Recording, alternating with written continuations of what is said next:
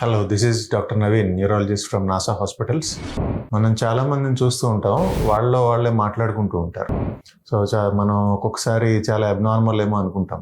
So ఇదేంటంటే కామన్గా చిన్నపిల్లల నుంచి మనం కామన్గా అది చేస్తూ ఉంటాం. మన చిన్నప్పుడు కూడా మనం చేసే ఉంటాం.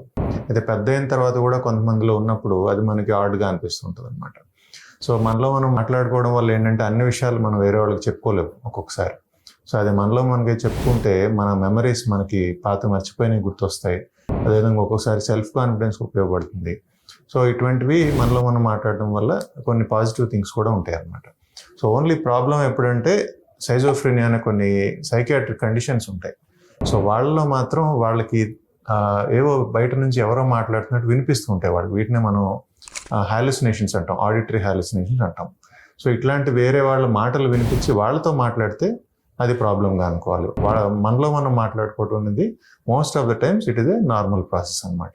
సో వేరే వాళ్ళతో మాట్లాడుతున్నట్టుగానే మనం అబ్జర్వ్ చేసినట్టయితే ఖచ్చితంగా సైకియాట్రిక్ ప్రాబ్లం అనుకొని మనకి డాక్టర్ చూపించుకోవాల్సిన అవసరం ఉంటుంది.